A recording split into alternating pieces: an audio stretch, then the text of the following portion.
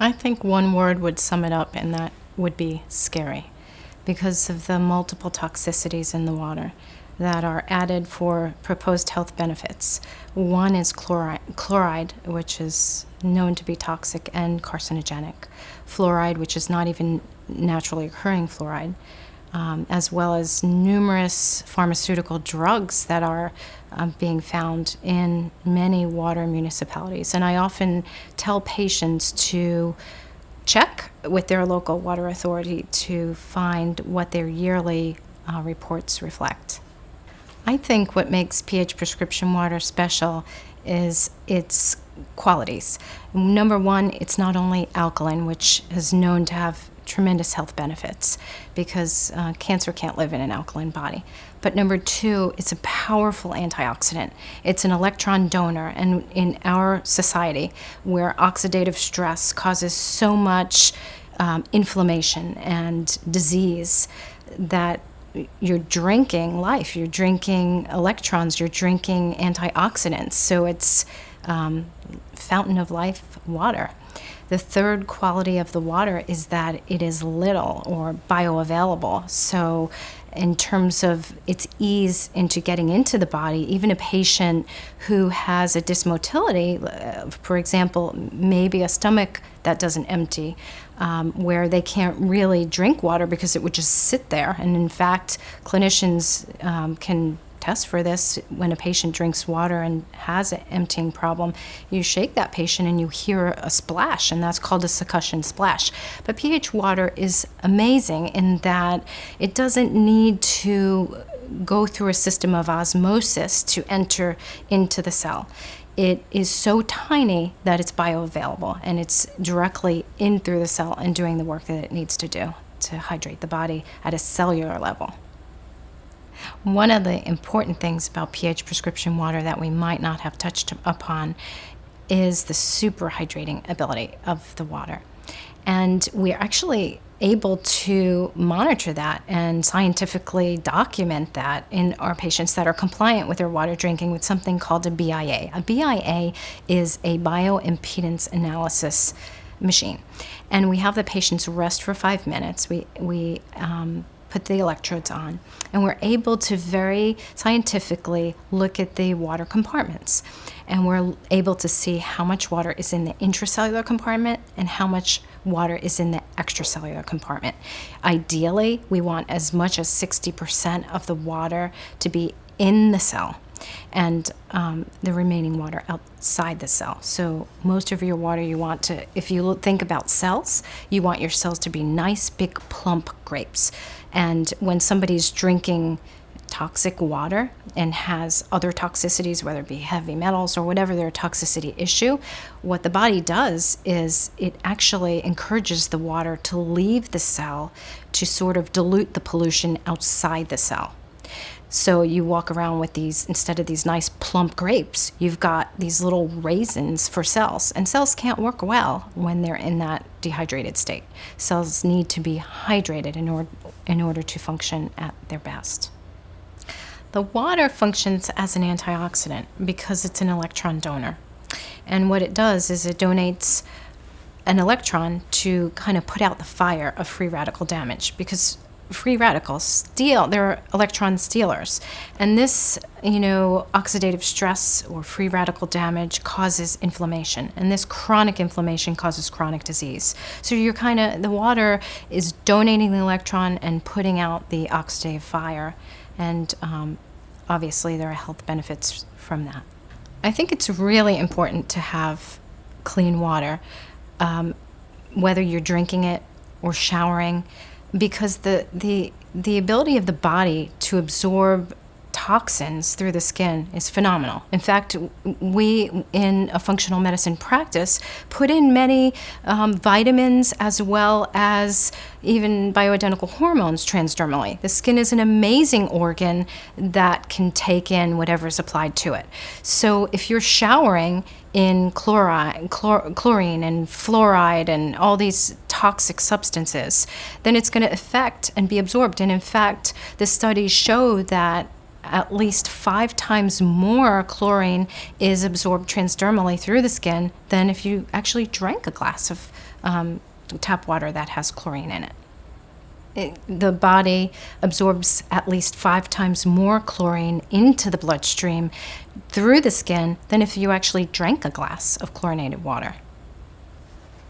I think the impact of pH prescription water on health in patients who use it is phenomenal, because not only are you drinking good alkaline water, and we have an epidemic of acidic people running around, but also you're having beautiful antioxidants that you're drinking throughout the day, and you're having water that's immediately available to the cells, which is amazing. And right now, probably every single patient that walks in the door is complaining of fatigue. One of the quick fixes of fatigue is adequate hydration with water that can do what it needs to do and enter the cell.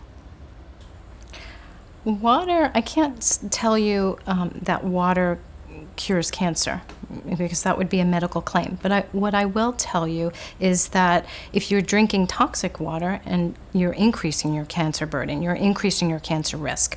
But also, if you're drinking water that's not only pure and clean and bioavailable to the cells, but is also an antioxidant, you're decreasing your risk of possible future events that could be carcinogenic.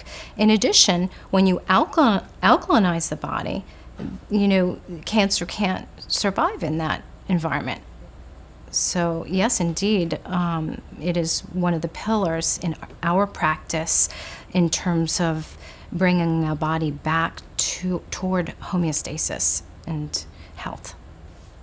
I definitely drink pH prescription water myself, and anybody who knows me personally or professionally, they know this crazy little doctor who travels even to her meetings and courses always with this heavy bag on my shoulder with my prescription water, and sharing it with everybody at my table at whatever convention we're at. So yes, I drink the water. I wouldn't go anywhere without the water. We have to figure out how to be able to fly the water, Leo. And in addition, I travel with my shower heads so that I'm not being bombarded with highly toxic chlorinated and fluoridated water. We recommend pH prescription water to every patient that walks in the door, and for the reasons of the health benefits of this special water. The benefit of the fact that it is alkaline, number one, which has obvious health benefits, especially when you even consider the epidemic of bone loss that we have in our environment right now, with not only women, but men should really have bone densities. So if they're drinking bottled water, okay, it may be clean or maybe not be clean, but they're drinking an acidic reverse osmosis water without healthy mineral, and it's actually stripping mineral from the body in order to keep the pH in a neutral state for health benefits. And when the body takes and robs from bone or teeth the mineral that it needs to keep its pH in a neutral environment, the extra that's taken and not used is laid down in places, and you get bone spurs and problems with additional calcium deposition that is not healthy. The other benefit of the water is also the fact that it is an amazing antioxidant in terms of donating electrons to tissue that has evidence of free radical damage. Free radicals are electron stealers, and antioxidants are electron donators. And we have an epidemic of chronic inflammation in the United States. And inflammation, silent inflammation, causes chronic disease. And this whole system will lead to chronic illnesses. And so it's a wonderful treatment in terms of antioxidant support.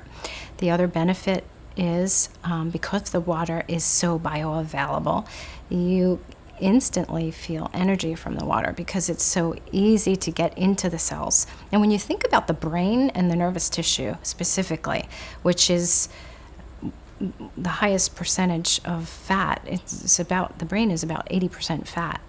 How do you hydrate a brain?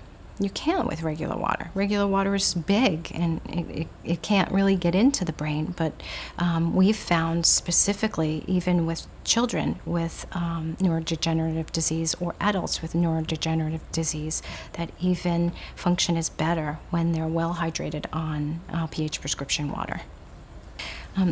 The other thing is that the patients feel better when they come back by the time of their second visit. Once they were started on the pH prescription water, simple problems have disappeared even before we've eliminated foods that may not be right and causing irritable bowel syndrome or gastroesophageal reflux disease and reflux symptoms.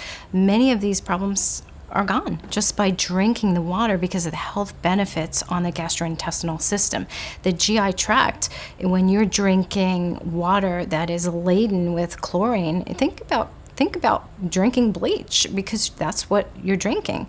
So bleach kills bacteria. Our immunity, our gut biome is our gut, and that immune system 60 to 80%, I really believe that it's more toward 80% of our total immunity has to do with this gut biome. And that biome